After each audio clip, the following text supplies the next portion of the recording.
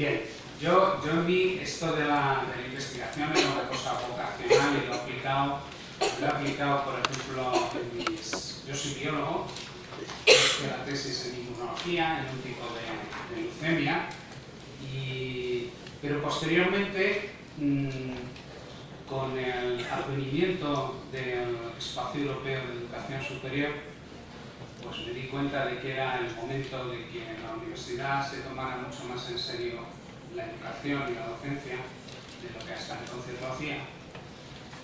Y digamos, di un giro a mi carrera y en los últimos 5 años, en los últimos 10 años, no más de 100 cursos de formación de profesorado en 23 universidades españolas.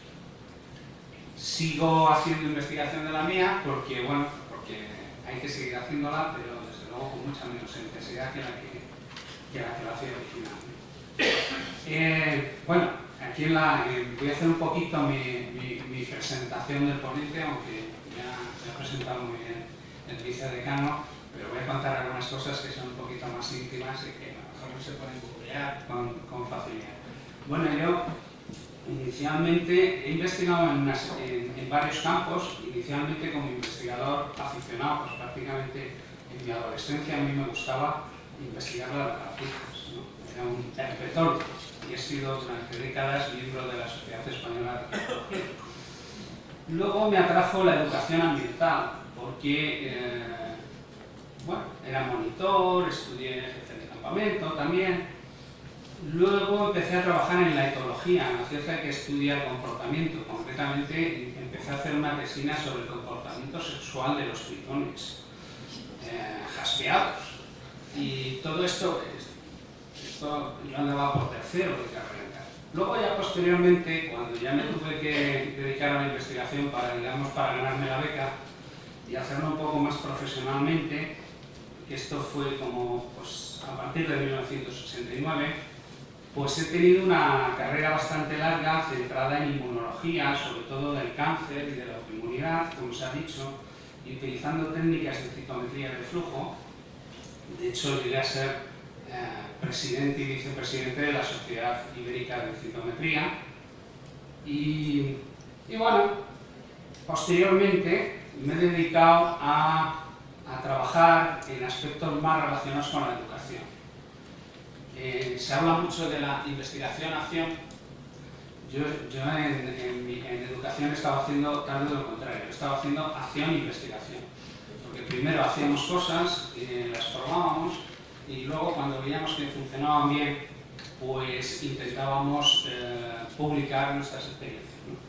A veces, cuando teníamos, por ejemplo, que responder a lo mejor a ciertas... tengo una cosa que, digamos, que siento un gran honor. A mí, la comisión académica de mi facultad, en 2006, en una fecha satánica, el 6 de junio de 2006, 6 del 6 del 06, recomendaron a nuestro área usar metodologías más clásicas para enseñar a nuestros alumnos, porque utilizábamos metodologías de aprendizaje basado en problemas y queríamos que nuestros alumnos desarrollasen competencias. Unos años después nos pidieron que les diéramos un seminario de competencias en la facultad. Pero bueno, esto es lo que tiene a veces cuando uno se adelanta a los tiempos, pues tiene algunos problemas. Bien, y eso ha hecho que en los últimos años pues me haya trabajado fundamentalmente, yo y un grupo de profesores que formamos parte del grupo Magistrales Anónimos, que tiene que ver, si alguno piensa que esto tiene que ver algo con Alcohólicos Anónimos, esa es la idea. Somos personas que fuimos magistrales, pero lo queremos hacer ser. Y intentamos hacer lo que podemos para ello. Y este premio, y este grupo, pues este año nos han concedido el premio de innovación docente de nuestra universidad, lo cual nos ha dado mucha alegría. Y por ejemplo, muchas cosas que nosotros hacíamos, por ejemplo, nosotros muchas veces llevamos 2 profesores a clase y normalmente solo puede firmar uno, porque claro, como decano, pero ya desde que nos han dado el premio, si vamos 2 profesores, firmamos los 2 profesores de la clase, porque utilizamos metodologías en las que hacen falta 2 profesores para dar la clase. Por ejemplo, para atender tutorías sincrónicas de distintos grupos pequeños de trabajo, ¿no? Pero bueno, este ha sido un camino muy largo, ¿no? Y prácticamente yo quiero que sobre todo que saquéis la idea de que antiguamente se pensaba en una carrera científica como algo que uno cogía en una dirección y tiraba para adelante. Eso ya en la sociedad líquida, que cambia constantemente, pues uno sabe dónde da el paso que da. Y el siguiente paso, pues a lo mejor tiene que ser en otra dirección. Y entonces tenemos que ir pensando en que nuestras carreras científicas, pues a lo mejor nos tenemos que concentrar muy bien y dar muy bien el primer paso. Pero sabiendo que a lo mejor después tenemos que cambiar de dirección y coger otras direcciones. Yo, por ejemplo, desde 2005, y centrándome en esta digamos, docencia y sobre todo docencia relacionada con formación de profesorado universitario, pues fijaros, en 10 años he dado cursos sobre estas 10 temáticas principales, más o menos: aprendizaje basado en problemas, problem-based learning, adaptación al espacio europeo, enseñanza orientada al desarrollo de competencias, evaluación formativa, nuevas metodologías y tecnologías para la educación, escritura científica, profesor eficaz, formación de profesorado en secundaria, desarrollo profesional del profesorado universitario, diseño instructivo orientado por resultados, lo que llaman backward design, ¿no? Flipped learning. Antes comentaba que ahora en el flipped learning ahora mismo estamos unos cuantos ahí montados en la ola y tal, pero pues porque ya llevábamos años haciéndolo antes de que se pusiera de moda, ¿no? Incluso una cosa que posiblemente no habéis oído hablar de ella, pero que posiblemente en un futuro sí que oiréis hablar, es un método de desarrollo profesional del profesorado que se llama Jujo-Kikyu, y que es en Japón, es un método que utilizan los japoneses y que significa estudio de lecciones. Es un método en el cual equipos de profesores enseñan en equipo y practican un desarrollo profesional colaborativo, y en el cual cada uno tiene que preparar nuevas clases. Los otros profesores asisten como testigos y ven lo que hacen y toman notas y ven lo que funciona y lo que no. Y esto lo hacen una vez dentro de su institución, cada año, cada profesor. Pero después lo hacen otra vez con puertas abiertas, para que puedan venir a observarlo profesores de otras instituciones. Y esto les permite difundir y diseminar la innovación. Por ejemplo, investigadores norteamericanos decían: esto lo hemos inventado en Estados Unidos, y sin embargo en Japón se ha difundido súper rápido. Decían: ya, es que aquí en Japón lo difundimos y nosotros ahí cada uno en su clase, y nadie se entera de lo que hacen los compañeros. Bien. Bueno, es importante, cuando me encargaron esta conferencia me dijeron que el reto para mí va a ser adaptarme a una audiencia de personas haciendo un máster en educación. Y bueno, yo creo que, y se ha comentado esta mañana, tal vez el problema que tiene la investigación en educación es que se han centrado en una investigación que no tenía impacto, que no repercutía sobre toda la comunidad sobre la que podía repercutir. Y esto a mí me lo ilustró mucho, muy bien, este señor, que es Jesús Hernández García, que es profesor de la Universidad de Oviedo y que, en pedagogía, y que había sido catedrático de instituto antes. Y este señor me dijo: ¿sabes en qué se parecen los poetas a los pedagogos? ¿Alguien lo sabe?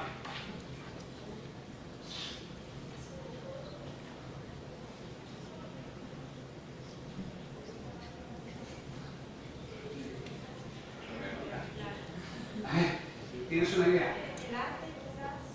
¿Tienen arte? Sí, pero lo reparten muy poco ese arte. Que nadie les lee. A ver, ¿quién mejor? Que nadie les lee, no. Va por ahí la respuesta: casi nadie les lee. Casi nadie. ¿Pero por qué casi nadie les lee? Porque los poetas escriben para que solo les lean otros poetas. Y los pedagogos escriben para que solo les lean otros pedagogos. Y eso pues hace que, digamos, todo ese fruto de la investigación pedagógica, pues muchas veces pues no se extienda o se publiquen cosas que nadie lee, en revistas que nadie lee. Entonces yo creo que esto hay que cambiar, ¿vale? Es una opinión personal mía. pero pienso que tendría mucha más repercusión la investigación en pedagogía si se hiciera pensando en dirigirla a audiencias más amplias, profesores universitarios en general, profesores de bachillerato, secundaria, primaria, infantil, que perfectamente podrían beneficiarse de las cosas que descubrieron los pedagogos, ¿no? Sobre todo si tienen aplicaciones prácticas. Bueno, ya me han dicho que aquí hay como 150 personas haciendo doctorado en educación, o sea que, bueno, que algunos estaréis pensando en hacer alguna investigación, ¿no? Aunque sea en principio pues para el máster, para la tesis, y luego algunos pues incluso les cogerán el gusto y seguirán investigando, ¿no? ¿Quién sabe cuánto tiempo? Entonces yo pienso que en principio que hay pues bastantes de esta audiencia, pues vais a tener que digamos, practicar algunas de las cosas que os voy a proponer. Bien, y posiblemente muchos estaréis pensando cómo empezáis esa carrera investigadora, ¿no? ¿Os habéis matriculado en un máster? Bien, como me han dicho que tengo una hora, voy a intentar ir ahora muy rapidito sobre unas cosas que eran generales y que serían a lo mejor interesantes para una audiencia más general, no para una audiencia centrada en un máster. Tenía aquí una especie de introducción sobre los conceptos de ciencia, tecnología. Vamos a ir rápido sobre esto. Luego iremos más despacito sobre qué es lo que define las maneras de pensar de los científicos y de los investigadores. Veremos el método científico y yo creo que os va a interesar mucho la parte 4, cómo convertirse en un investigador profesional. Yo ahí os voy a dar un poco una especie como de trucos, ¿no? Ya os anticipo que hay una cosa muy importante para convertirse en investigador profesional, que es conseguir alguna beca, para empezar, y conseguirla en el seno de algún grupo en el cual se esté haciendo buena investigación, se publique, la autoría se reparta, ¿no? Y no solo firmen algunos, y de esa manera quien entra en esos grupos pues de pronto dice, si me está creciendo el currículum y tal, ¿no? Y eso es importante. Luego finalmente quiero acabar con un ejemplo de concreción de esto que os he planteado, ¿no?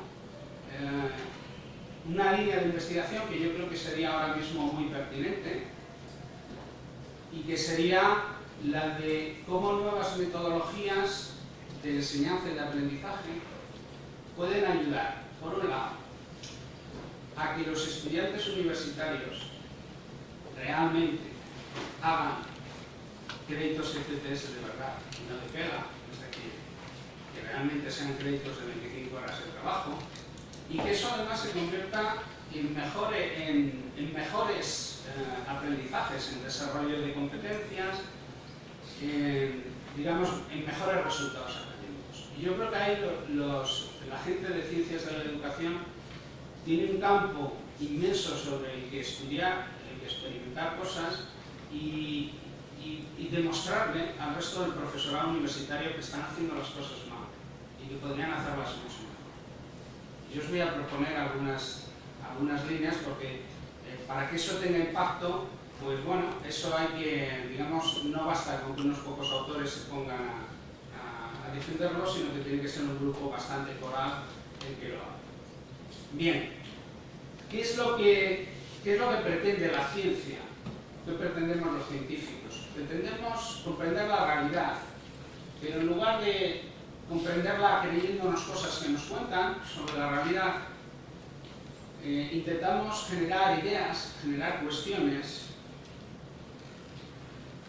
y comprobar esas cuestiones. Ya veremos ahí todo un método de generación de hipótesis, de predicciones sobre los resultados experimentales. Pero digamos que para empezar, los científicos lo que haríamos es comprobar que realmente mediante observaciones y mediante experimentos que las predicciones que podemos hacer a partir de nuestras hipótesis demuestran que esas hipótesis y aquello en lo que se apoyan esas hipótesis es correcto, ¿vale? Esto lo tenemos ahí porque es una cosa un poco curiosa.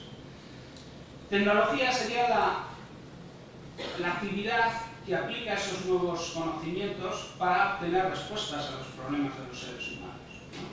Y gracias a estas dos actividades, pues hemos pasado de la edad de piedra a donde estamos, ¿vale? Y podemos vivir más y mejor. Hace poco decían que los españoles ya vamos a vivir, las señoras 67 años de media de esperanza de vida, y los señores ya nos acercamos a los 60. Pero no sé cómo vamos a pagar las pensiones. ¿Cómo nos van a pagar las pensiones? Ese problema posiblemente va a quedar para la siguiente generación. Bien, desde el principio de la historia clásica, ¿no? Los griegos fueron los que empezaron con esto de la ciencia, y los que empezaron con las explicaciones científicas, ¿no? Observaban e intentaban de explicar las cosas, ¿no? Y claro, empezaron a tener problemas con otros, pues por ejemplo con los sacerdotes paganos de allá, por entonces, que veían el sol y decían: eso es el carro de Apolo, que Apolo va volando desde el este hasta el oeste. Y claro, llegó uno y dijo: no, eso es una roca incandescente, más grande que el Peloponeso. Y entonces pues ya empezamos a tener conflictos entre la ciencia y la religión. De esos conflictos pues podrían hablar señores como Copérnico, que era obispo y no publicó sus observaciones hasta después de su muerte, para no tener problemas. Galileo, que tuvo que jurar de sus creencias. Kepler y Newton tuvieron más suerte porque no estaban en zonas dominadas donde hubiera Inquisición y tal, sino que estaban en zonas, digamos, ya de iglesias reformadas, anglicanas, luteranas. Y bueno, y gracias a eso pues pudieron dar lugar dar difusión a sus ideas científicas. También después vino el evolucionismo, ¿no? El comprender que posiblemente los seres humanos habíamos evolucionado a partir de otras especies, y eso pues parecía que sentaba muy mal a quienes defendían como artículo de fe que habíamos sido creados por un acto divino, ¿no? De hecho, por ejemplo, esto lo digo porque es gracioso, Henry Morris, que es un científico, como entre comillas, creacionista, dice que Satán en persona es el responsable del concepto de evolución. Bien. De hecho, ha habido en Estados Unidos, hace casi un siglo, el juicio de Scopes, cuando intentaron prohibir la enseñanza de la evolución, porque iba contra las enseñanzas de la Iglesia. O sea que, bueno, estos conflictos parece que vienen de la antigüedad, pero que han perdurado bastante hasta ahora, ¿no? Y bueno, y eso hace, y esto lo vemos en algunas cosas, pues por ejemplo ahora vemos oposición a la vacunación, a la anestesia, a las células madre, y bueno, esto pues hay que entender que es algo así. La diferencia que tiene el pensamiento científico es que no es dogmático, no tenemos dogmas, no tenemos autoridades. Todo se puede revisar, todo se tiene que comprobar, todo se tiene que reproducir. Si pensábamos que algo era cierto y de pronto una serie de resultados experimentales pues no son los predichos, pues entonces tenemos que pensar qué es lo que está fallando, ¿vale? Esta metodología lo que nos permite es encontrar las verdaderas causas de las cosas. Y encontrar las verdaderas causas es muy importante, porque eso te permite encontrar las verdaderas soluciones a esos problemas. Bien, os voy a poner un ejemplo. Durante mucho tiempo la mayoría de la gente en el mundo occidental creía que la Tierra era plana, ¿no? Porque además es bastante intuitivo. Y sin embargo hubo algunos sabios que se dieron cuenta de que no era tan plana y que posiblemente era una esfera. Y incluso hubo algunos sabios griegos que, mirando la sombra del sol, por ejemplo en distintos puntos en Egipto, en el Ecuador y a distintas distancias del Ecuador, pues y aplicando trigonometría, pues calcularon con bastante exactitud hasta el radio de la Tierra. Y esto a lo mejor cientos de años antes de Cristo.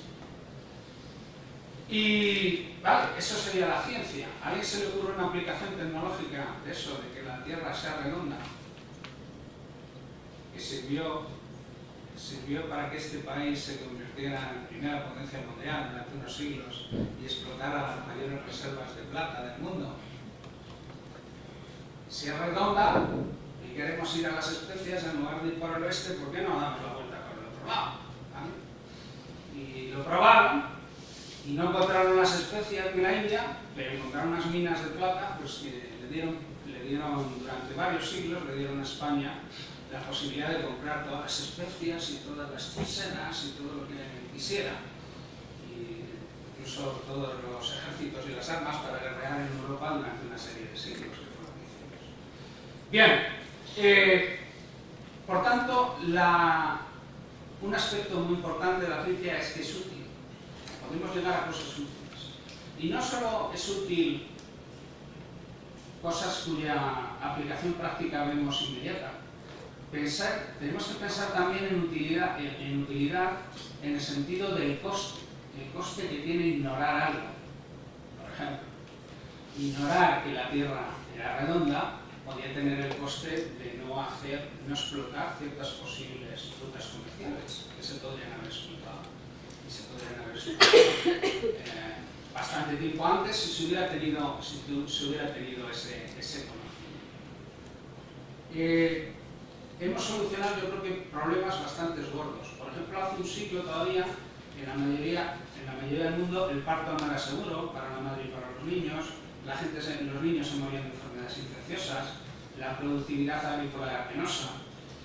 Hace un siglo, si alguien hubiera dicho, oye, podríamos coger a 500 personas, todos los que estamos en esta sala, los montamos en una nave y los llevamos a un sitio realmente lejano, a París, a Londres, qué bien. Y le dirían, estás loco, eso es imposible, eso no se puede hacer. ¿Cómo vamos a coger 500 personas, meterlas en una nave y hacerlas volar a miles de kilómetros? Bueno, hoy nos parece lo más normal del mundo. Eso ha sido gracias a la ciencia y a la tecnología. Bien, ¿qué es lo que hacemos los científicos? Pues aplicamos la razón para interpretar la realidad. Buscamos explicaciones que sean consistentes con los hechos y con una serie de conocimientos que están admitidos como ciertos en nuestra disciplina. También es importante que seamos escépticos, que no nos creamos las cosas a la primera. También es importante que nos planteemos preguntas y las respondamos por medio del método científico, que ahora veremos lo que significa. Y en principio es muy importante entender el concepto de hipótesis, ¿no? Que serían unas afirmaciones a partir de las cuales podemos hacer predicciones sobre lo que debe ocurrir si esas afirmaciones son ciertas. Y eso nos permitirá, ya bien por medio de observaciones o bien por medio de experimentos controlados, pues nos permitirá, digamos, comprobar si esas hipótesis son ciertas y de esa manera ir descubriendo un nuevo conocimiento.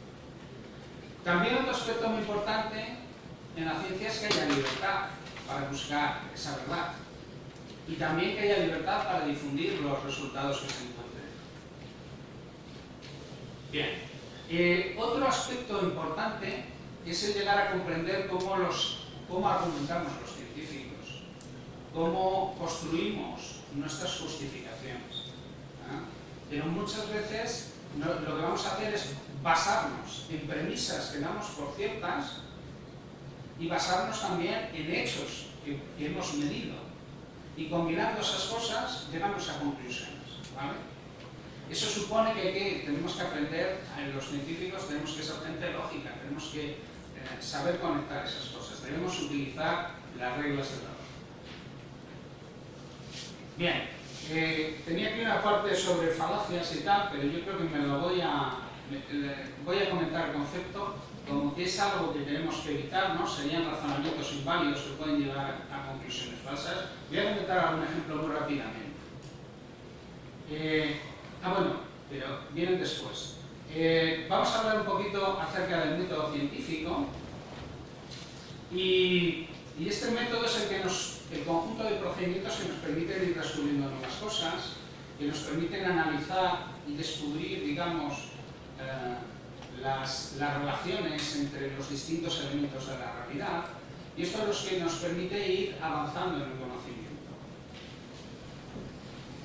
Lo que descubren los científicos lo comunican, y lo tienen que comunicar de una manera que otros científicos lo puedan reproducir.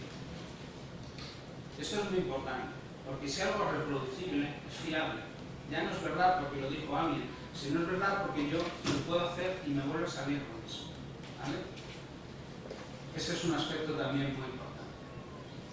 Dentro del método de trabajo de científico es muy importante estudiar, tener la mejor información posible, y esto ahora mismo gracias a Internet y digamos, a tener el acceso a la información bibliográfica, unos cuantos clics. Esto está chupado, esto cuando costaba cuando no había ordenadores era cuando costaba. Esto es una maravilla, no sabes lo que tenéis las jóvenes generaciones, ¿no? Y porque tenéis ahí acceso a muchísima información. Precisamente el problema que tenemos ahora mismo es el contrario. Tenemos el problema que se llama de la infoxicación, que es la intoxicación por exceso de información. Y que consiste en que uno tiene tanta información que está como apabullado y no sabe por dónde tirar, no sabe qué escoger, no sabe bien. Entonces es muy importante ahí que sepamos orientarnos en este mundo lleno de información y sepamos tener claro a dónde queremos ir y encontrar el camino hacia donde queremos ir. Vale. Los científicos, una de las primeras cosas que tienen que hacer es plantearse, dentro de un tema, plantearse qué cuestiones o problemas concretos quieren responder. ¿Vale? También, cada ciencia tiene sus maneras de experimentar y de recolectar la información, que son a veces muy específicas de las disciplinas. También, cada ciencia va a tener sus maneras de comunicar lo que se descubre a la comunidad científica. Y esto básicamente se va a hacer fundamentalmente por medio de publicaciones, sobre todo tendrán impacto si son publicaciones en revistas que están indexadas en los índices profesionales de cada disciplina, y también por medio pues, de comunicación oral, como estamos haciendo ahora. De todos modos, ahora mismo muchas ciencias se han convertido en cosas muy caras también, y entonces hay otro aspecto muy importante en la ciencia, que es el conseguir la financiación, ¿no? Y los medios para pagar a la gente para que investigue. Bien, bueno, aquí tenemos un poquito ilustrado lo que os había comentado antes. Nosotros tenemos las asunciones, esas premisas que asumimos como ciertas, generamos las hipótesis a partir de lo que damos como cierto, y a partir de esas hipótesis hacemos unas predicciones sobre lo que debería ocurrir. Por ejemplo, imaginemos, si estamos comparando dos métodos de enseñar y pensamos que un método será mejor que el otro, pues nuestra predicción debería ser que los resultados de aprendizaje deben ser mejores con el método que defendemos que con el otro, ¿vale? Pero claro, si somos científicos tendremos que ver si eso realmente ocurre así en la realidad, ¿no? Y tendremos que ver si esas diferencias son abismales, o son importantes, o son significativas, o son insignificantes, ¿no? Porque todo pudiera ocurrir. Bien. Bueno, esto de los argumentos científicos, vamos a saltar un poquito. Y ahora os quiero comentar, a ver si lo que sería un razonamiento científico falaz, es decir, falso, pero estaba formulado bien, por un gran científico. De hecho, Lord Kelvin, los que tengan algo de cultura científica conocerán los grados Kelvin, ¿no? Pues son por ese señor, ¿no? Y cuando ponen el nombre del señor a la unidad de temperatura es porque es un científico muy prominente en su tiempo, ¿no? Pues a este señor se le ocurrió, en su tiempo había un debate, porque había un debate de estos entre el mito y la ciencia, ¿no? El mito y el logos, porque lo que decía la Biblia, si no se ponía a sumar las vidas de los patriarcas, era que la Tierra había empezado hace 6.000 años. Y lo que decían los geólogos que veían ahí todas esas estratos llenos de fósiles, pues era que tenían que haber sido mucho más. Y llegó, sabéis que, conocéis la serie esta de Sheldon Cooper, ¿no? Eso sí. Sabéis que siempre está haciendo chistes de los geólogos, ¿no? Sheldon Cooper, que es físico, se reía de los geólogos. Pues llegó Kelvin, que era un físico, y se reía de los geólogos. Estos geólogos no tienen ni idea, mucho estrato y tal, dice, pero estos no saben cuánto tiempo tardaban en hacerse. Y él dijo, yo como soy un físico y soy muy listo, lo tengo. El tío cogió, se bajó a las minas más profundas que había en la Tierra y se puso a calcular con qué ritmo la Tierra perdía temperatura. Luego calculó la temperatura máxima que podría haber tenido al principio. y calculó que a ese ritmo de pérdida de calor, suponiendo que era una pérdida de calor a ritmo uniforme, pues le salía que la Tierra tenía 20 millones de años, que era bastante más que lo que decía la Biblia, muchísimo más. De hecho, mucha gente, aquel tiempo geológico tan largo, al principio era un problema. Pero, ¿qué fallo tenía este argumento?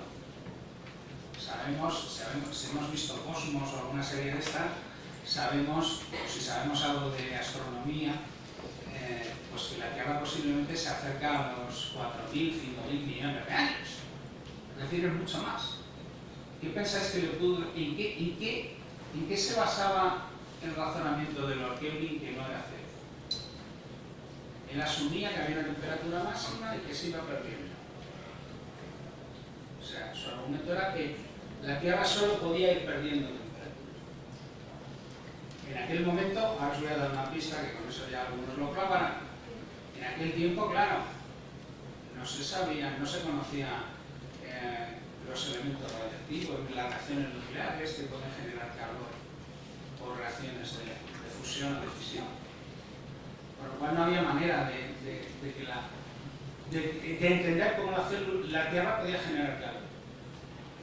Cuando eso se descubrió, dijeron, claro, por eso Lord Kelvin no tenía razón, porque no vale de nada el calcular cómo pierde calor la Tierra, porque en el interior de la Tierra, en el núcleo, se están produciendo reacciones nucleares, aquello es un reactor, ¿no?, de fisión, y aquello está generando calor, con lo cual esta manera de calcular no vale para nada. Me voy a saltar, porque veo que vamos de tiempo así un poquito justitos, algunas de las falacias, ¿no?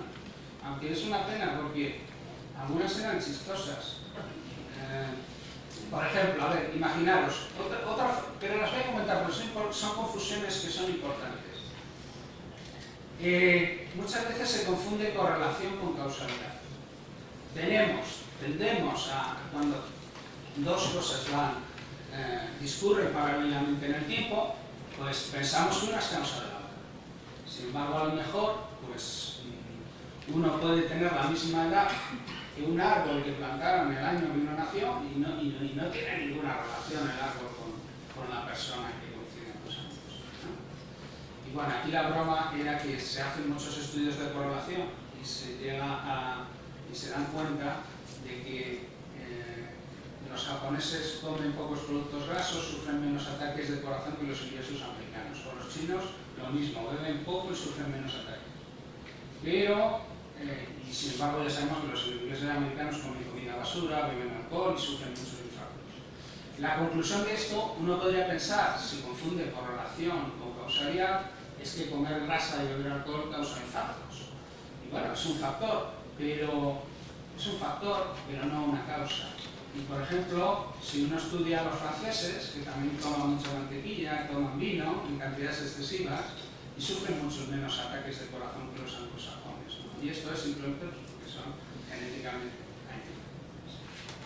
Y por tanto, aquí la cuestión, la conclusión de esto sería: come y bebe lo que quieras, pero no hables en inglés. Es hablar en inglés lo que te provoca el infarto, si creyéramos en las correlaciones.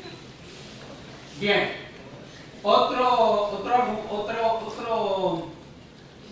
Otra falacia importante son lo que se llaman los argumentos circulares, en los cuales las conclusiones son formas,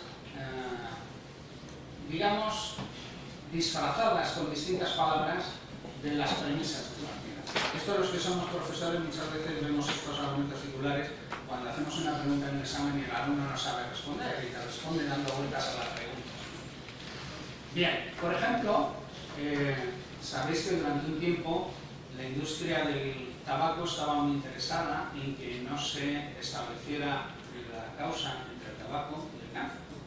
Y pagaban cantidades de dinero altas a científicos, gente que tenían carrera científica y tenían prestigio, pero que estaban dispuestos a cambio de buenas sumas de dinero a hacer un uso mercenario de esa ciencia. Y entonces, se les ocurrió a alguno de estos científicos la siguiente idea: el tabaco no produce cáncer. Existe una asociación genética entre la predisposición a fumar y la de padecer cáncer. Todo. Con lo cual no me puedes demostrar. Dices, sí, fumaba y tuvo cáncer. Y dices, ya, ¿y cómo me demuestras que no era por una predisposición genética anterior al hábito tabaco?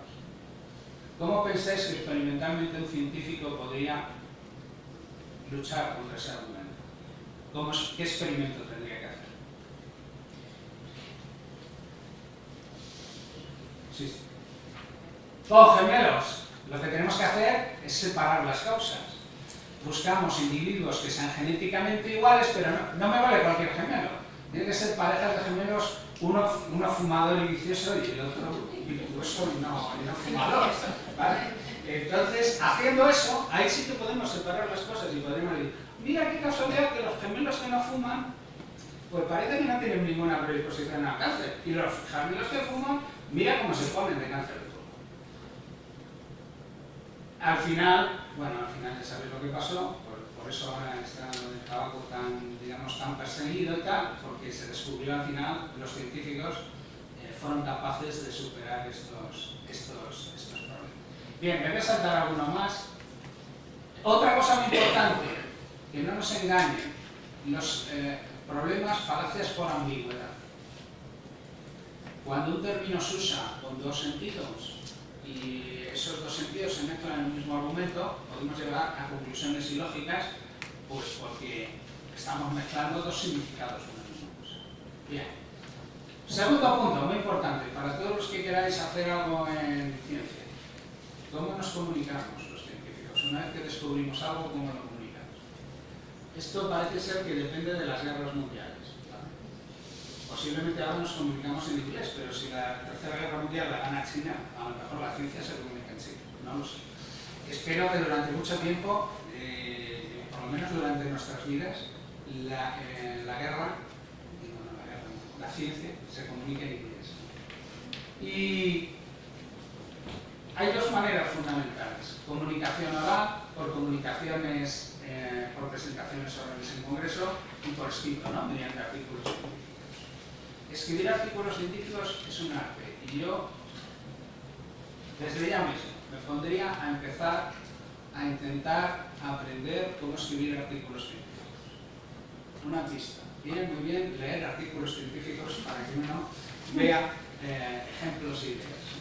Y en los últimos tiempos también se están añadiendo canales electrónicos para la difusión de la información que descubren los científicos. De hecho, ahora en revistas científicas realmente lo que todo el mundo lee es su versión electrónica, ¿no? Y yo creo que posiblemente en un futuro iremos siguiendo mucho más a los expertos en las redes sociales. Y es importante que los aprendices de investigador pues aprendan, digamos, a comunicarse en los dos sentidos, para obtener información y para comunicar información utilizando estos canales de lenguaje profesional.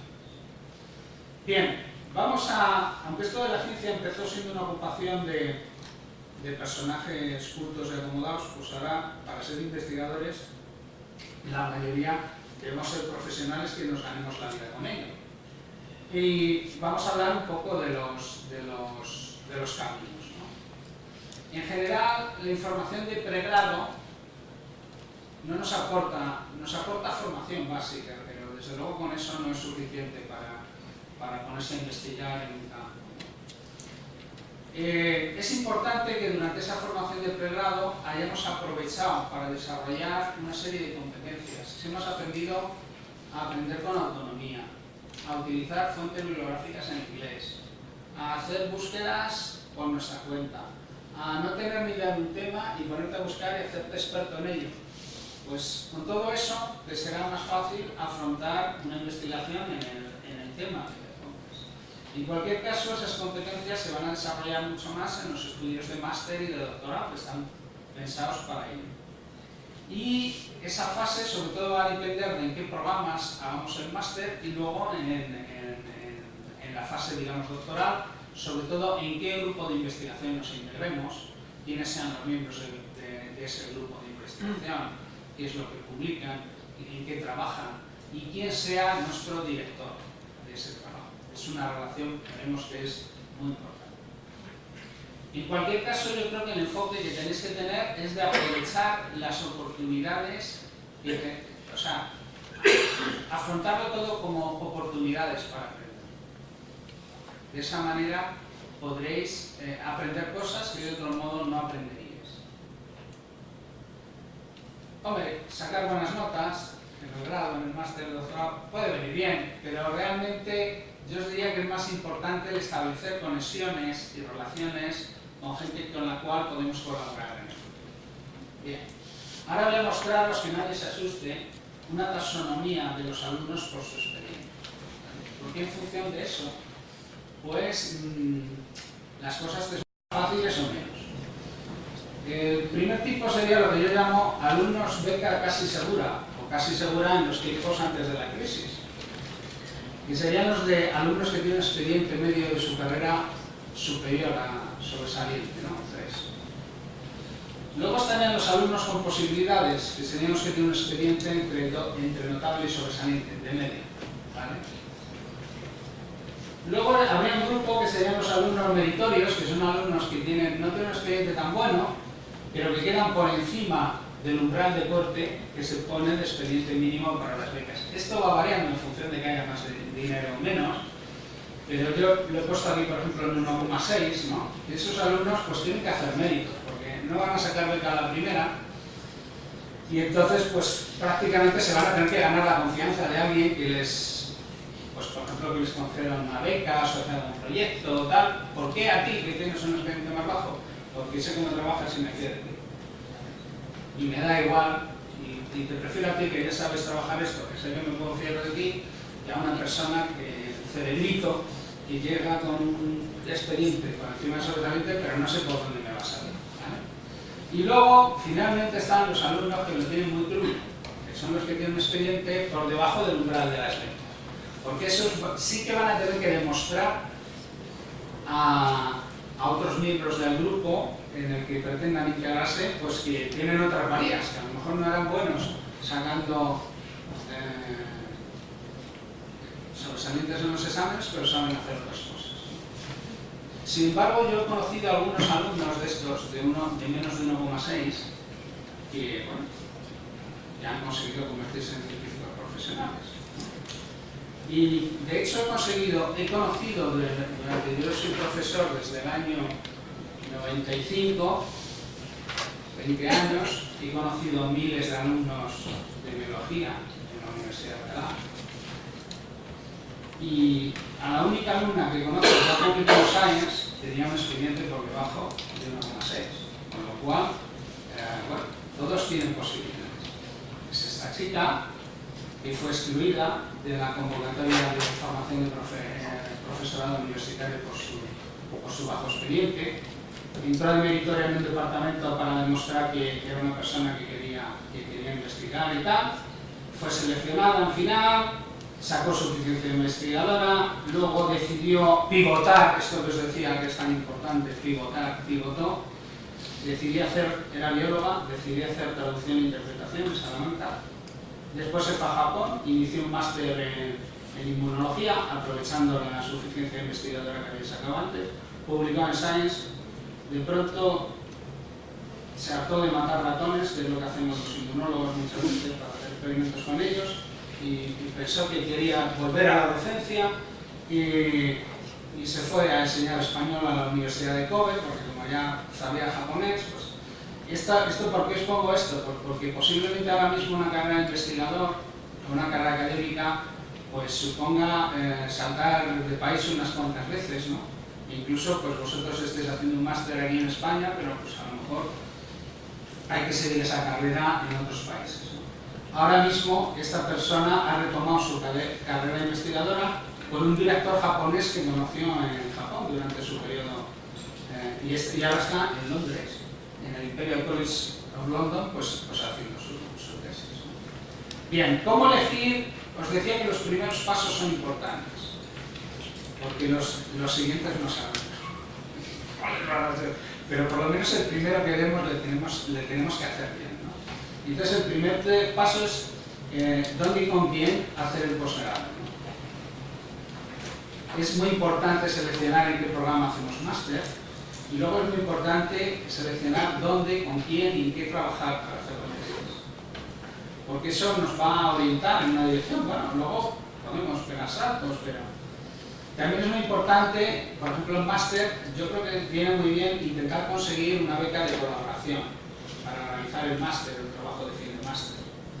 Esto suele haber un sistema, al menos en mi universidad, no sé aquí, un sistema como de reparto de cuotas por departamentos, ¿no? De las becas de colaboración. Entonces hay departamentos en donde lo piden 15 y entonces o tienen mucha suerte o no te la van a dar y a lo mejor hay el que es avispado y puede pedirla en otro departamento donde no la va a pedir nadie. Esto al fin y al cabo es tener información, es saber las cosas, ¿no? Y entonces, por ejemplo, ahí la táctica os puede ayudar. Luego, más importante que eso todavía es conseguir una beca para la realización de la tesis doctoral. Y esto, ya os digo, ¿de qué depende? Fundamentalmente pues de las calificaciones de los alumnos, pero tendrán que estar integrados en grupos que sean científicamente productivos, dirigidos por investigadores que tengan un buen registro de publicaciones en revistas interesadas en los últimos años y con proyectos en vigor. Todo esto es muy importante, pero todo esto es información que si uno sabe buscarla, puede obtenerla y puede tomar decisiones acerca de si me voy con este o me voy con este, pues en función de los proyectos que tiene, de lo que publica y de otras cosas que también se pueden hablar. Bueno, el chiste de la tesis de Conejo, ¿alguien se lo sabe? Bueno, pues habéis visto los caballeros de la mesa cuadrada de Monty Python, el conejo ese que había en la cueva y tal, pues mataba a todos los caballeros que pasaban por allí. Pues ese conejo, bueno, aquí tenemos una serie de fieras, ¿no? Un zorro, un lobo, vamos a saltarnos a la primera, vamos al oso. Y le dice el oso al conejo, dice, ¿tú qué haces? Y le estoy escribiendo una tesis sobre cómo los conejos se comen a los zorros, a los lobos y a los osos. Y le dice el oso, no me lo creo. Y le dice el conejo, venga, que la cueva. Entonces entra, y en el momento que el oso entra en la cueva, un león muy grande salta encima del oso y parte el cuello del oso. Se lo come. ¿Y cuál es la moraleja de esto? ¿Quién era el león que había en la cueva? Si el conejo era un doctorando. Era su director. Lo importante, esto si lo llevamos a anguilismo, sería lo importante no es el contenido de tu tesis, sino quién es tu director, ¿no? Bueno, esta hay que tomarse un poco al pro. Pero tenemos que pensar que al fin y al cabo un director de tesis lo que nos va a hacer, nos va a aportar muchas cosas que nos van a hacer falta para hacer una buena tesis. Es muy amplio los estilos que hay de dirección.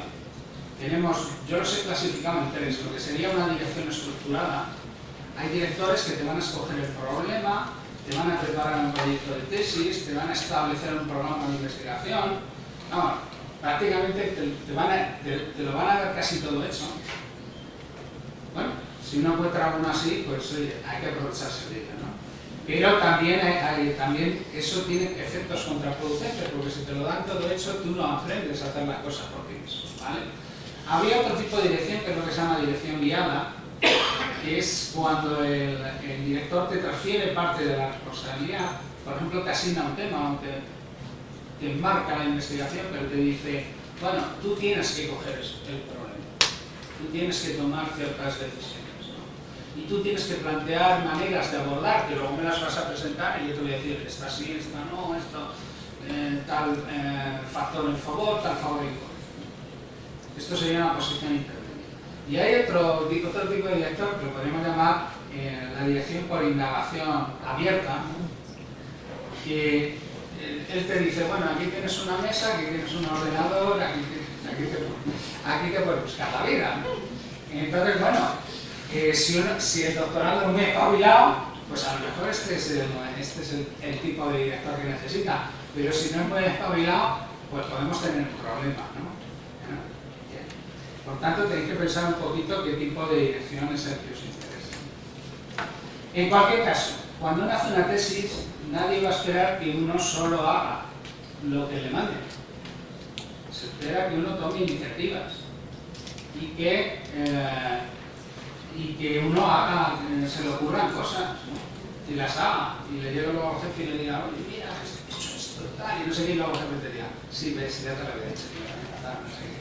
Y bueno, esas cosas. Bien, ¿qué tiene uno que aprender a hacer en este proceso? Varias cosas. Por ejemplo, el doctorando tiene que aprender a hacerse un experto en un tema estudiando la bibliografía original por su cuenta. Debe también aprender a diseñar, planificar, ejecutar, interpretar estudios y experimentos. Esto depende un poco de la ciencia en la que esté. Preparar e impartir seminarios departamentales y comunicaciones orales a congresos, es decir, comunicar oralmente a otros de su disciplina.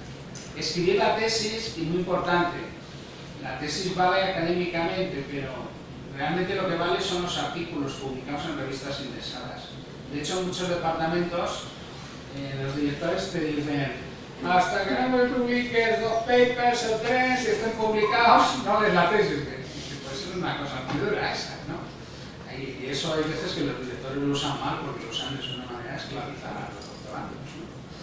Bien, pero en ese caso, si tenéis alguna duda, solo tenéis que preguntar a otros becarios que hay en ese departamento y os dirán cuál es la política ahí de si las tesis acaban en 4 años o si tienes una cadena en el cuello y no te dejan escapar. Bien, por tanto, muy importante aprender a publicar artículos científicos. Yo esto os lo voy a dejar por email. El que quiera aprender a publicar artículos científicos, si quiere que me escriba, que me mande un mail y yo le mando algo, ¿vale? A los que estén más interesados. También hay que aprender a hablar en público y a discutir en público, porque en una tesis lo más importante no es que uno aguante el rollo, y al fin y al cabo lo tiene delante ahí en la pantalla, sino que no sepa discutir ante las preguntas que le van a lanzar, ¿no? Que sea capaz de quedarse en público, escuchar lo que le dicen, pensar y responder. Y alguien dijo que el cerebro humano se pone en funcionamiento solo para hablar hasta el momento en el que no empezaba a hablar en público. En ese momento dejaba de funcionar. Bueno, cuesta más que funcione porque no se pone nervioso. Bien, más cosas que puede uno aprender durante el doctorado, muy importantes. Aprender a escribir proyectos de investigación, y podéis pensar, ¿cómo aprende uno a escribir proyectos de investigación? Si uno como becario o doctorando no lo va a pedir. Bueno, si tu jefe te pide que se lo escribas, pues es una manera de aprenderlo. También es muy importante socializarte. Yo, de hecho, a mí me aceptaron en un grupo en el grupo que me aceptaron de la tesis, me aceptaron porque fui con un proyecto. Y me dijeron, no, ese proyecto no lo podemos hacer. Pero pareces una persona con iniciativa y echado para adelante, te vamos a dejar te vamos a respaldar aquí para que pidas una. Claro, luego me dijeron, bueno, esa que te han dado, pero has venido a nuestro grupo, pero bueno. Bien, también es importante crearse un perfil como experto en la web que te dará muchas oportunidades de conexión con otros. Esto en el futuro va a ser más importante todavía. Al final, las redes de contactos, yo creo, a través de internet entre expertos, y esto lo he observado, por ejemplo, en los últimos años, muchas de las cosas, de los proyectos, de las cosas que me surgen, es con gente que no conocía de nada, que me han visto en internet y que pues han decidido colaborar. Bien, pues, ¿qué es esto? Una foto divertida. Mira, esta quería que la mires. ¿Qué es esto del máster y doctorado? Es un proceso de formación que convierte un estudiante aficionado al botellón, por ejemplo, ese que está en el circulito, ese soy yo. Que no lo parezca. En un profesional de la investigación. Eso es ya después de leer la tesis. Y para eso es muy importante formar una buena pareja. Yo tuve la suerte, este señor, aunque ya no trabajo con él, pero tuve la suerte de que mi director pues, es el catedrático de medicina más joven de España, Melchor Limón, y bueno, durante pues, unos años pues, investigamos mucho y gracias a él pues, estoy donde estoy. Por tanto, la dirección de director es muy importante porque al menos vamos a trabajar 4 años bajo su dirección. En mi caso al final acabaron siendo 6 para acabar la tesis. Y es importante escoger a alguien con quien, digamos, no solo importa su cualidad como productor de artículos científicos, conseguidor de medios de financiaciones, sino también, y esto lo podéis preguntar, esto podéis obtener información en becarios que estén en el departamento, pues una persona con la que te puedas llevar bien, que no sea un ogro, que respete a los demás, ¿no? Y de esa manera pues uno podrá iniciar una carrera como investigador. Bien, aquí hay una serie de consejos, y esto también para quien me los pida se los puedo enviar, o lo tengo algo más desarrollado, ¿no? Consejos que desearía haber tenido cuando empecé como doctorando y que los tuve que descubrir yo mismo, pero que reconozco que me habrían venido muy bien desde el principio, ¿no? Aprende a aprender con autonomía, aprende a trabajar en un laboratorio y a utilizar el método científico, aprende a razonar de manera crítica y creativa, aprende a colaborar con tus compañeros, aprende a desarrollar tu responsabilidad, aprende a leer en inglés leyendo la bibliografía de tu disciplina, aprende a comunicar tus hallazgos científicos, aprende a hacerte un experto en los temas que elijas, aprende a enseñar proyectos de investigación, aprende a enseñar y ayudar a otros a aprender. Bien, ¿qué va a decidir qué puntuaciones vamos a sacar en los baremos para la concesión de becas de posgrado? Fundamentalmente, las notas que tengamos en el grado y en el máster, los méritos que podamos tener, comunicaciones o publicaciones y cursos realizados, y el currículo de publicaciones del director que escojamos o que nos escoja a nosotros, ¿vale? Porque las dos cosas pueden producirse. Aquí tengo un ejemplo, esto es de convocatorias de becas de la Universidad de Alcalá, de cómo una serie de alumnos pues, fueron excluidos por expediente bajo, nota inferior a 1,6. Aquí tenemos otra serie de solicitudes de beca que fueron no priorizadas al no tener el director un proyecto financiado en vigor en el año en el que se pedía. Con lo cual, esas son las dos cosas que hay que evitar, ¿vale? Bueno, lo del expediente uno tiene el que tiene, ¿no? El que se ha ganado. Pero hay que escoger, el director lo puede elegir. Y entonces, pues tenemos que pensar cómo escogemos al mejor director entre los posibles, ¿vale? Porque las razones fundamentales por las que no sacan los alumnos becas es la número 1, mal expediente, la número 2, la mala elección de un director, ¿no? Y aquí, fijaros, 9 excluidos. Pues, ¿por qué un mal director? Pues porque no tiene proyecto, porque estaba comprometido con otra persona que tenía mejor nota, entonces respondió a esa persona, sin buen currículum en publicaciones de revistas indexadas, bien, y cosas que pueden descubrir más tarde, pero bueno. ¿Qué significa llegar a ser un investigador competente? Pues ser alguien capaz de realizar una actividad profesional científica, ¿no? Y eso consiste en buscar cuestiones a responder, y eso consiste en trabajar en el seno de un equipo y siendo útil para los demás miembros del equipo, y eso consiste en ser capaz de difundir y de comunicar a la comunidad científica aquellas cosas que uno sea capaz de descubrir por medio de su investigación. Por tanto, tenemos las dos partes, la búsqueda del conocimiento y la difusión del resultado. ¿Qué podemos sacar mediante la realización de una tesis doctoral? Formación científica, vamos aquí, competencias para ser un científico competente, un currículo de publicaciones como científico, y a veces, depende un poco también de la bonanza, ¿no? Ahora la cosa está un poco complicada, pero a veces pues, se puede conseguir un puesto de trabajo o conexiones que te permitan encontrarlo aquí o en el extranjero. En cuanto a la formación científica, bueno, ya lo he comentado, pero hay que desarrollar las competencias para pensar como un científico, trabajar en equipo, ser capaz de hacer búsqueda y gestión bibliográfica, manejo instrumental, dominio de protocolos, técnicas experimentales, proceso de información, difusión oral y escrita de la información descubierta. Esto, si uno solo se pone a pensarlo, una vez que está acabando, pues es posible que le falte tiempo para aprenderlo, porque es algo difícil de aprender. Y yo os pediría que pusierais mucha energía en aprender a comunicaros como científicos desde el principio.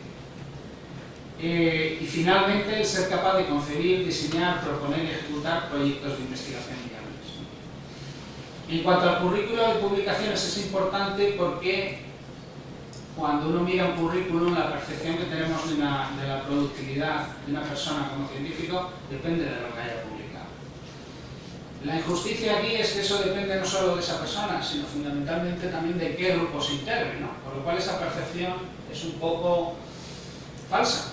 Pero la manera de aprovechar eso está en escoger bien, en integrarnos en grupos científicos de investigación que sean productivos y que sean distributivos en cuanto a la autoría, ¿vale?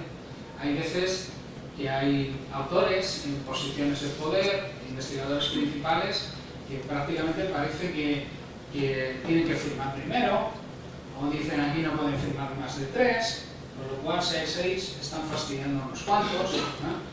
O sea que si veis que un laboratorio, las publicaciones que produce, o un grupo de investigación, el jefe se firma siempre primero y el número de firmantes es bajo, se puede sospechar de ahí varias cosas, ¿eh? Posiblemente ese líder del grupo no va el primero porque realmente haya trabajado mucho, sino porque ha utilizado su autoridad para ponerse el primero. Y realmente van pocos autores porque también es una manera también de hacer que eso cuente más para el jefe y que no haya ahí un equipo de fútbol. Pero claro, tu papel no es el de jefe, es el de jugador del equipo de fútbol. Entonces, a ti te interesa más una publicación de 11 que una publicación en la que no sales, ¿no? O en la que sales en los agradecimientos. Estas cosas hay que observar.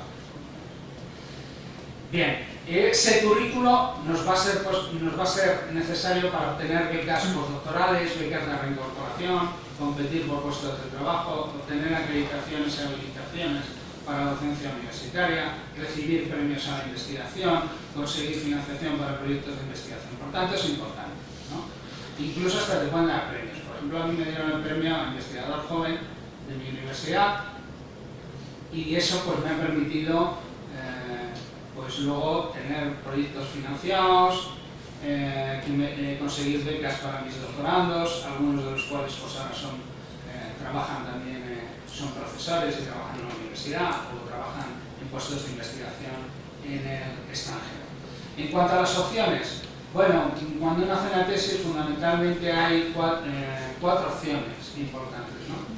La primera es ser endógamo, que aunque es una palabra que queda muy fea y tal, pero realmente normalmente los jefes no seleccionan como endógamos a los que menos útiles piensan que van a ser, sino normalmente a los más productivos, también útiles, también obedientes, ¿no? Para que sigan a sus órdenes, ¿no? Otra posibilidad es convertirse en un cerebro fugado, ¿no?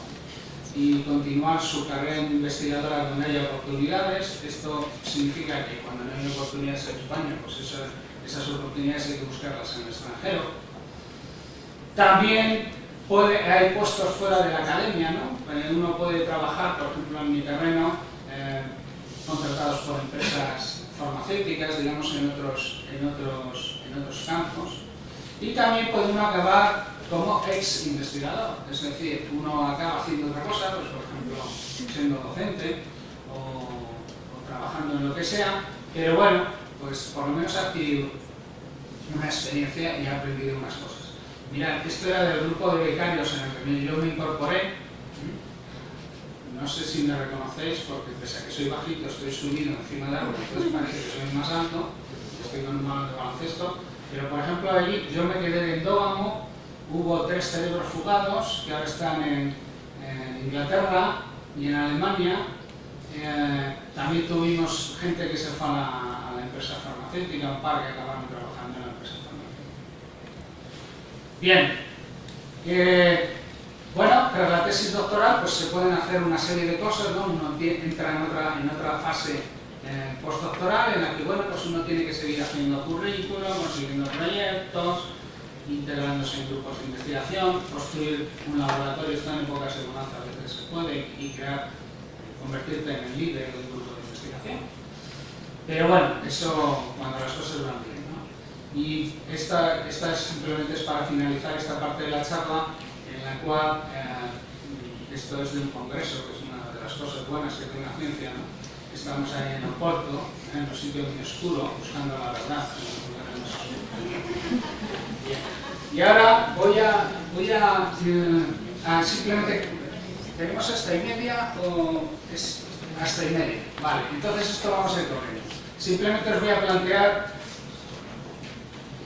me voy a saltar un montón de cosas y solo voy a plantear un problema. ¿Cómo podríamos demostrar que un método de aprendizaje es más eficaz que otro? Científicamente.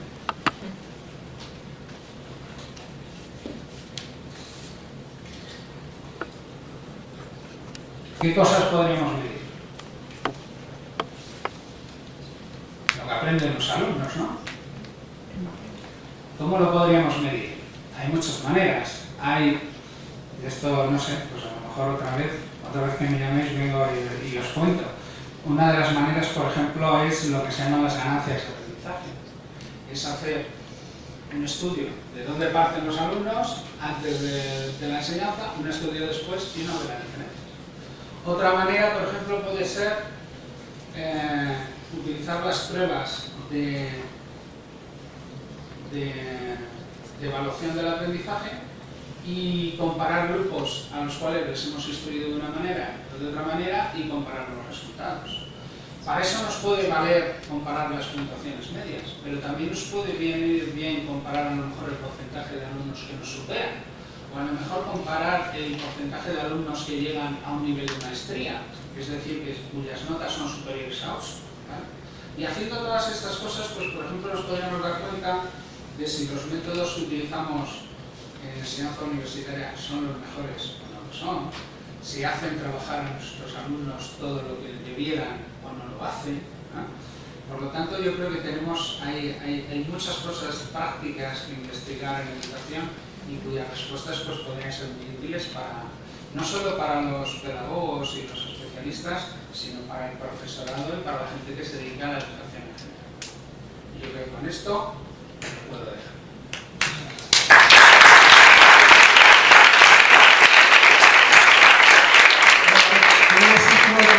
Tenemos 10 minutos largos. Si alguien quiere meter alguna cuestión, hacer algún comentario, pues es el momento.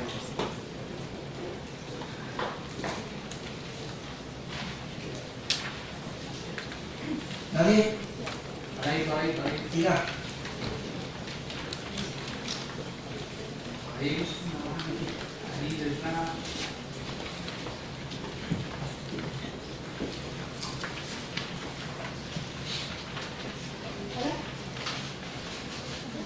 ¿Suena bien? ¿Suena? Fuerte. Sí. Llena este espacio con tu Sí. voz y tu inteligencia. Venga. Y con mi corazón. Fuerte, con el corazón fuerte. Venga. Sí. De los estilos de director o directora de tesis que dices, Sí. me ha parecido interesante como posibles esquemas. Yo estaba pensando una cosa. Por mi experiencia como doctoranda, Sí. una tesis que fue una tesis a la antigua, no una tesis post-Bolonia, pero yo tardé 7 años en hacerla. Toma. Sí, pues para mí de lo más interesante es que me permitió incubar un proceso vital. Entonces pienso que para una persona que inicia un proceso que tiene una parte solitaria, de observación interna, también una parte de comunicación con nosotros, pues esa posibilidad de tener un tiempo, si es que se consigue verdaderamente, para indagar ahí, puede ayudar a encontrar ese camino vital. Esa línea de especialización que a mí me parece que en el camino 1-2, claro, está un poco prefijada. Sí. Entonces Sí. yo lo que es que lo del estudiante espabilado o no espabilado, como que yo no lo entiendo muy bien así, porque pienso que toda criatura humana tiene un espabilamiento de serie. Lo que pasa es que necesita conectarse con él. Y yo pienso personalmente que un director o directora que es capaz de sincronizar bien con ese doctorando o doctoranda le va a ayudar a encontrar ese punto de autoconexión. Sí. Entonces, me encantó cuando pusiste tu foto con tu director ahí con el corazón, porque pienso que es clave. Cuando se consigue eso, es clave, es bonito, francamente.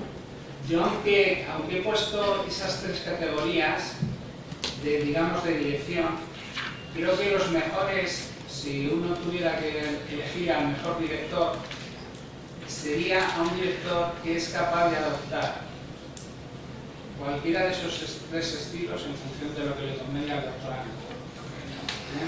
Es decir, al doctorando a lo mejor el director puede ver, dice, a esta persona, si le dejo pensando solo y tal, dice, va a llegar a algo. Dejémosle solo, porque no le estorbemos, ¿no? Y sin embargo va a haber en ocasiones en las que a lo mejor ese profesor diga, ese director diga, pues mira, a esta persona la hemos dejado unos meses pensando sobre esto, los avances no son significativos, vamos a darle una ayudita, vamos a darle una orientación. O sea que yo creo que ahí es muy importante, pero claro, eso es buen hacer del director, el ser capaz de adaptarse a esas personas con las que trabaje como doctorando. Yo creo que cada estilo, esos tres tipos de dirección lo podríamos llamar también dirección proactiva, dirección reactiva y dirección ausente o reticente, ¿no? Y esos tres estilos, yo creo que lo importante sería que el director fuera capaz de adaptarlos en función de la conveniencia del doctorando. Lo que pasa es que muchas veces no nos damos cuenta, pero las vidas de los directores son más grandes que los de sus doctorandos, y a lo mejor esos directores están en otra cosa en su vida, están en la gestión académica o en la política, y entonces pues, para ellos el dirigir tesis es algo que bueno, me da prestigio, parece que sigo investigando, pero a lo que realmente no están dispuestos a dedicarle el tiempo y su energía. Y en ese caso, a lo mejor alguien que podría ser muy talentoso como director, pues no te sale bueno, porque ya está en otro momento de su vida en el que no se está dedicando a eso. La vida misma.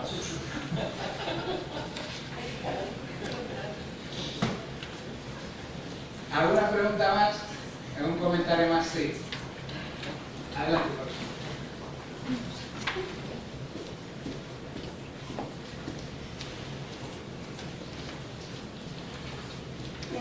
Hay algo que me llamó mucho la atención. Hace como unos 3 días estuve trabajando con un compañero, me dijo, bueno, ayúdame a ver lo de la revisión de... Estaba llevando un proyecto precisamente de su universidad de Alcalá de Henares, ¿no? Y me decía, no voy a decir su nombre porque me va a presentar a su TPM, pero me decía, es que ¿sabes qué? No sé si poner en agradecimientos al nombre de mi tutor. Porque no le había ayudado. No me ha ayudado nada. Entonces dice, pero por si acaso lo voy a poner, no voy a hacer que al momento de evaluarme eso... Yo si fuera el alumno le pondría, ¿no? Sí, pero que me dijo que eso es una cosa aparte. La otra no tiene algunos... Lo que pasa, yo directamente te voy a comentar una cosa. En esto de esta relación de ayuda entre un director de un proyecto o un tutor de trabajo de fin de grado, trabajo de fin de máster, es un proceso de obtención de ayuda por parte del doctorando o de la persona que está haciendo el trabajo. Pero yo creo que hay, por supuesto que posiblemente la mayor parte de la culpa, cuando esa ayuda no se produce, es del que no la da, pero yo creo que también hay veces que hay que saber conseguir las ayudas. Por ejemplo, yo te podría poner ejemplos. Hace una semana o así recibí un mail de una alumna que me decía que si puedo hacer un trabajo bibliográfico con usted y tal, un trabajo de fin de grado, y yo le contestaba, queda una semana para entregarlo. Digo, supongo que estamos hablando de septiembre, ¿no? Y luego me dijo, sí, para septiembre, claro, por supuesto. Digo, quiero decir que hay veces también que el alumno, si necesita ayuda, tiene que aprender a buscarse cómo conseguir esa ayuda si es una mala persona el director y no te quiere atender, pues mucho de lo que pretendas ayudarlo, o sea que pretendas solicitar esa ayuda, pues... Pero yo creo que también ahí hay que ver el otro punto. Pero creo que no te he dejado acabar la pregunta, ¿no? Sí.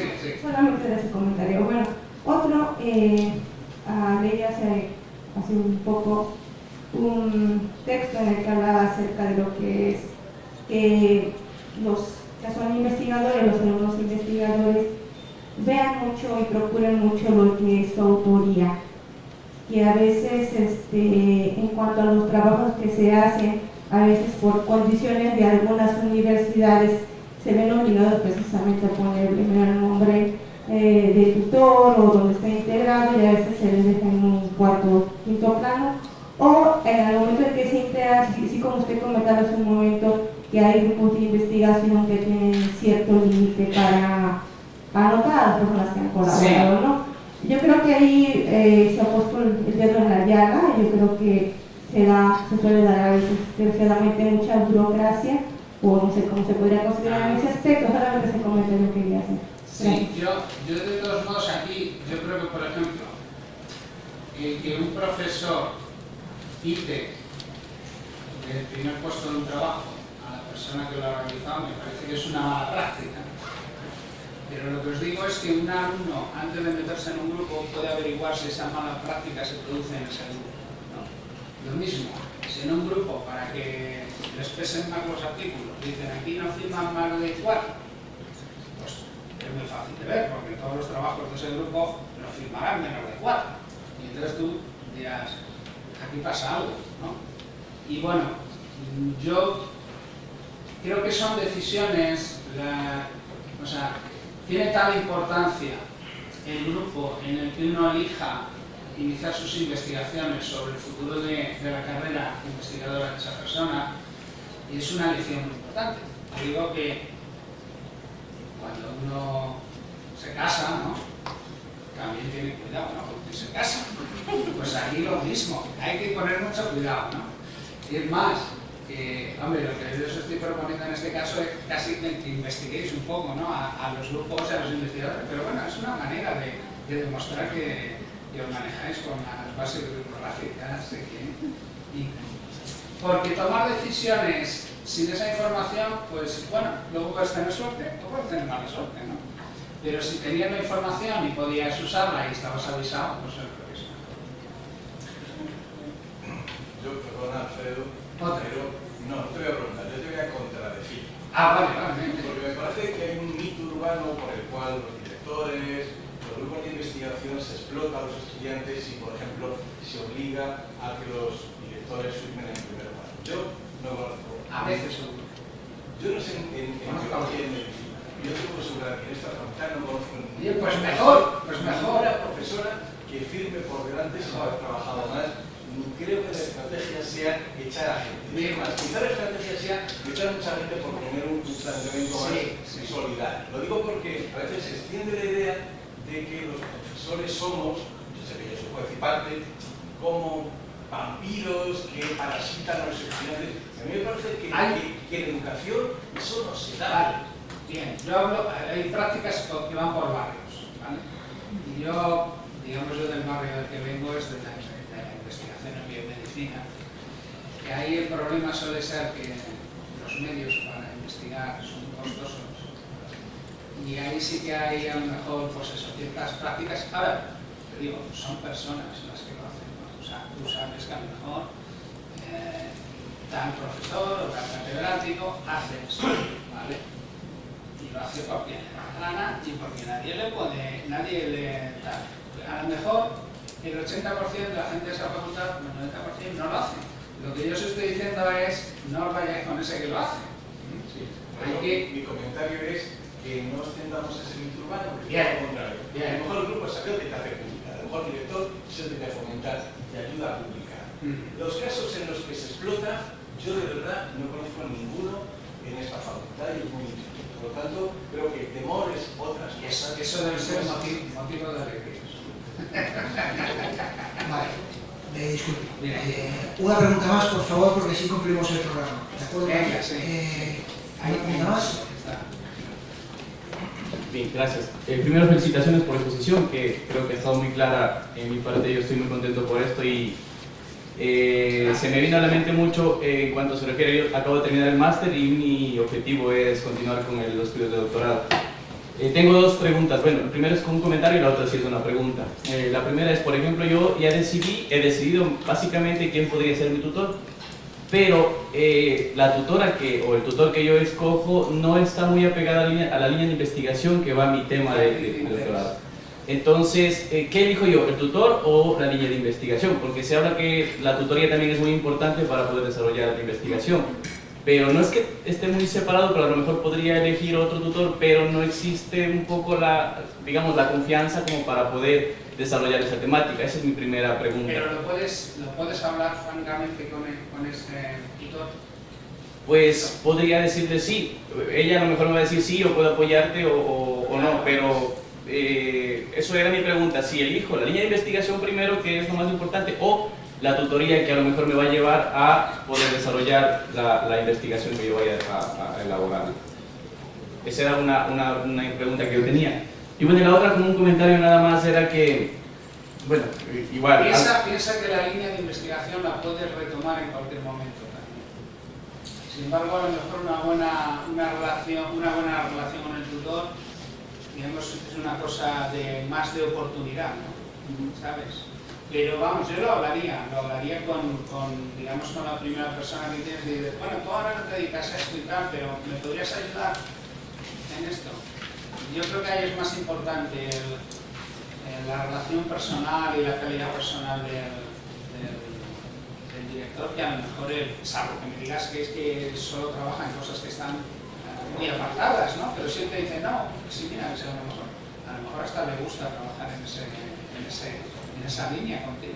Sí, y me viene la pregunta esto porque, bueno, yo me considero un estudiante excelente, pero porque a mí me gusta estudiar, a mí me gusta desarrollar, pero lamentablemente, lastimosamente, cuando te llega una calificación, eso te baja de nivel. Pero bueno, para mí siempre ha sido lo que tú conoces antes que la calificación. De todas formas, es un comentario que yo hago, es porque cuando tú desarrollas un trabajo de fin de máster, acorde a lo que tu tutor te va desarrollando y te va ayudando y te va apoyando en el proceso, pero cuando tú llegas a una defensa y en esa defensa resultó que el trabajo estuvo mal, a lo mejor fue inconveniente, burocrático, problemas, bueno, etcétera de cosas. De ahí me nació la pregunta, que si yo escojo el tutor adecuado o escojo la línea adecuada, entonces lo otro fue ya algo personal que definitivamente no es que me haya bajado ni nada, al contrario, me da mucha más fuerza para seguir adelante y demostrar que lo que yo he tratado de hacer es un trabajo que sí puedo lograr al final con la tutoría, sea de la persona elegida o no. Ese era de donde nació la pregunta. Gracias. Bueno, sí que hay más, me habéis disculpado, sí que hay varias personas, lo que pasa es que, bueno, después hay un panel bastante largo, hay presentación de comunicaciones y os vais a disculpar, vamos a pararnos aquí. Cualquier cosa, si me caes, y me podéis comentar a Alfredo Prieto. Simplemente porque quería darte las gracias por haber estado aquí, para mí ha sido muy revelador, y me quedo con la última frase de la búsqueda de la verdad, y me hiciste recordar la frase de Hegel, la famosa frase de Hegel que decía: si me muestras en un camino dices que está la verdad y por otro lado me dices que puedo encontrar la verdad, iré por el camino de que puedo encontrar la verdad. Y nada más. Tengo muchas cosas que contar, pero bueno, el tiempo es el tiempo. Muchísimas gracias, Alfredo, y muchas gracias.